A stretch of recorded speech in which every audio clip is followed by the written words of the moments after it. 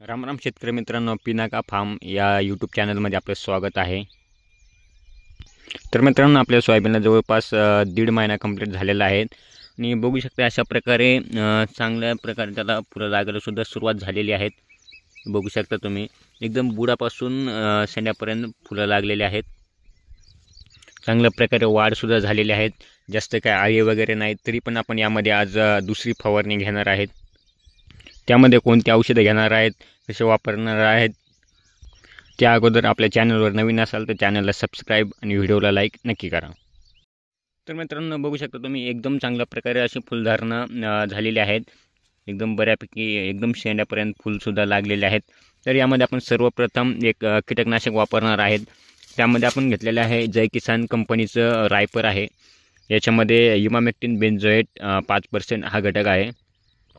आळीसाठी सगळ्यात चांगलं समजा एक कॉन्टॅक्टमध्ये काम करणारं कीटकनाशक आहे। म्हणजे आळी नियंत्रणासाठी एकदम चांगलं झटपट असं काम करतं।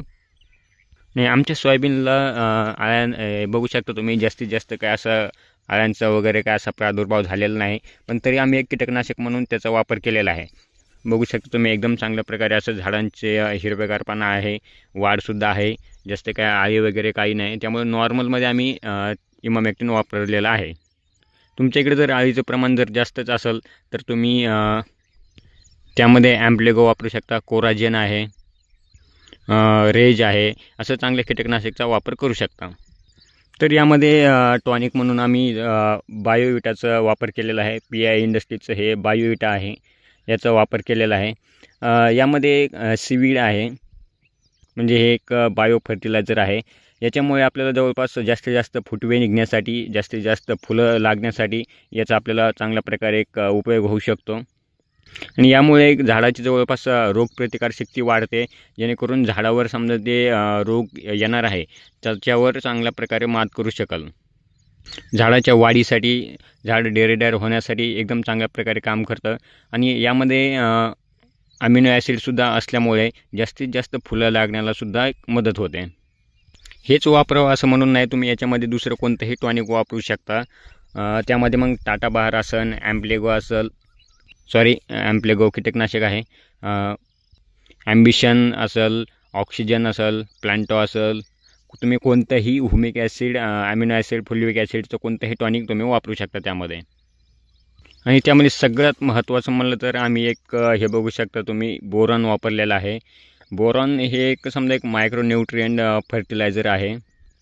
हे एक अन्नद्रव्य, म्हणजे एक कोणत्याही पिकामध्ये जेव्हा पीक समजा एक सोयाबीन असो, कापूस असो, फुलांच्या अवस्थेमध्ये येतं, तेव्हा हे बोरॉन हे अन्नद्रव्य खूप चांगल्या प्रकारे काम करतं। याचं काम म्हणजे जास्तीत जास्त फुलं लागणे, फुलगळ कमी होणे, यासाठी सगळ्यात जास्त चांगल्या प्रकारे काम करतं। म्हणजे झाडाची शाखीय अवस्था वाढवणे, जास्तीत जास्त फुटवे, जास्तीत जास्त फुलं लागण्यालासुद्धा मदत होते। आणि जे लागलेले फुलं आहेत ते फुलगळ अत्यंत कमी होते हे वापरल्यामुळे। आणि झाडाच्या फुलावस्थेमध्ये आपल्याला कोणतं ना कोणतं एखादं तरी अन्नद्रव्य देणं खूप गरजेचं असतं, जेणेकरून जास्त फुलं लागन, जास्तीत जास्त फुटवा निघल आणि आपल्या उत्पादनामध्ये थोडीफार भर होऊ शकेल एक्स्ट्रा। त्यामुळे आपल्याला कोणतं तरी एक अन्नद्रव्य वापरणं खूप गरजेचं आहे। आणि त्यामध्ये आपण एक बुरशीनाशक वापरलेलं आहे। बघू शकता तुम्ही, साप वापरायचा आहे त्यामध्ये आपल्याला, जेणेकरून झाडावर झाडांच्या पानावर जे ठिपके वगैरे जेव्हा आपण समजा ढगाळ वातावरणामध्ये फुलगळ होऊ नयेमुळे, करपा वगैरे येऊ नये, त्यामुळे आपल्याला कोणतं एक स्वस्तात मस्त असं बुरशीनाशक वापरायचं आहे, ज्यामध्ये तुम्ही मग साप वापरू शकता, रोको वापरू शकता, दुसरं कोणतं एखादं वापरू शकता। अशा एकंदरीत कॉम्बिनेशनची आम्ही आज फवारणी घेणार आहेत।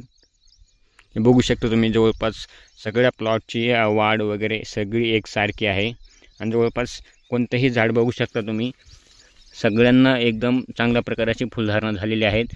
बुडापासून शेंड्यापर्यंत सगळे फुल लागलेले आहेत। तर मित्रांनो, माहिती कशी वाटली कमेंटमध्ये नक्की सांगा। आणि आपल्या चॅनलवर नवीन असाल तर चॅनलला सबस्क्राईब आणि व्हिडिओला लाईक नक्की करा।